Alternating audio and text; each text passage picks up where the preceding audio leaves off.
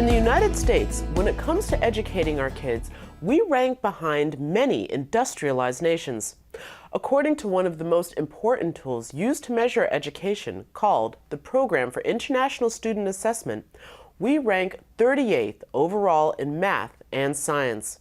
These lackluster results, along with a generation of young people who've been raised on mass shootings and gun violence, are contributing factors to a decades-old problem that Republicans and Democrats alike have attempted to fix.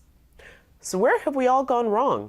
Former Secretary of Education, Arne Duncan, attempts to answer that question, plus a few more, in his new book, How Schools Work, an inside account of failure and success from one of the nation's longest-serving Secretaries of Education. Welcome, former Secretary, I guess is your official title? Or all? Arne is my name. Okay, Arne. All right, well, welcome, Arne, to the program.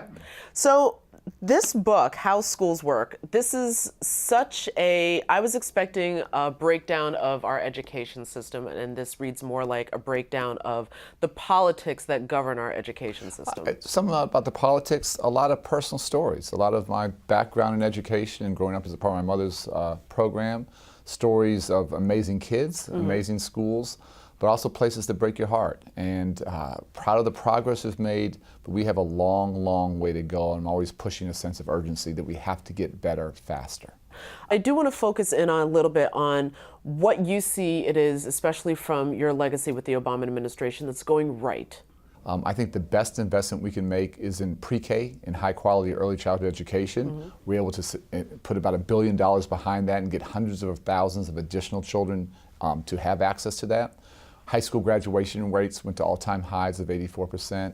We put another $40 billion behind Pell Grants to help young people have a chance to go to college. So that feels good. But if you really step back and look at where we are as a nation, which you alluded to, on early childhood education, we rank about 30th.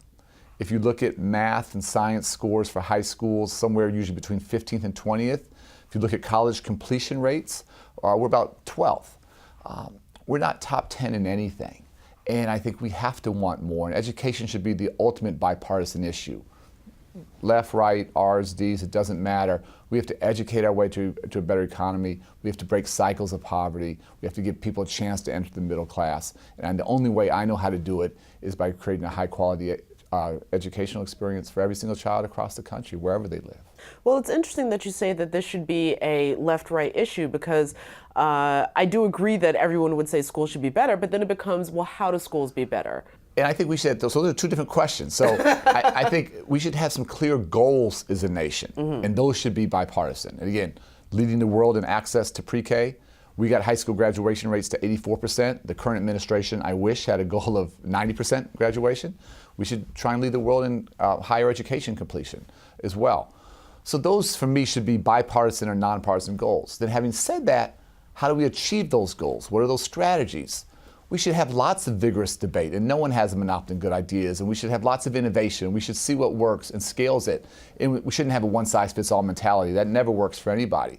So for me, agreeing on the big goals as a country, moving forward together there, but seeing lots of different things, what works, what doesn't, and being very open and honest.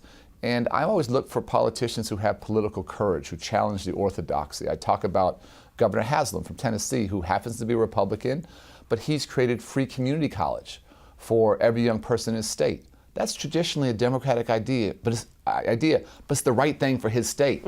He's embraced that. We've had a K-12 model in our country for so long. I think we need to go to a pre-K through 14 model. High school diploma is not enough. That's the kind of different thinking that I think our country and our young people desperately need.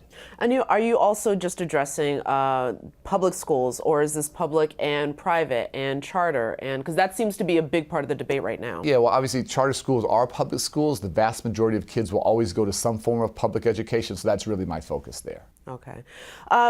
Moving forward, you mentioned also that there were some failures. Do you mind expanding a little bit on what those are? Absolutely. There are a couple things. One is our failure to get anything done in terms of immigration reform. And for me, that would have been able to get college scholarship money, financial aid for dreamers. And the fact that we have so many young people who have lived in America basically all their lives, who get great grades, who are community leaders, who graduate at the top of their high school classes, and yet we don't allow them to go to college. I think we're cutting off our nose to spite our face. And the biggest failure, and this one's really personal, is I've struggled with the issue of gun violence all my life at home in Chicago, and that's what I'm really focused on now in my work.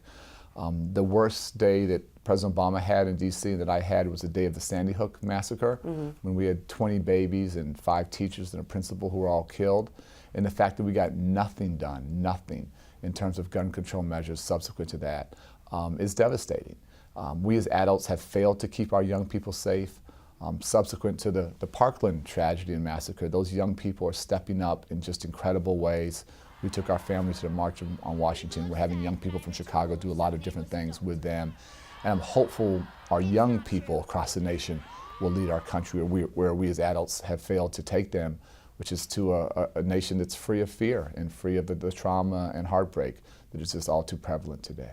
All right, well, listen, Arnie, I want to thank you so much for writing this book, How Schools Work. Huge source of debate, especially here in New York, as we always grapple with how we're going to fund our schools, and I'm sure across the rest of the country. Thank you so much for joining us. Thanks for the opportunity. I appreciate it.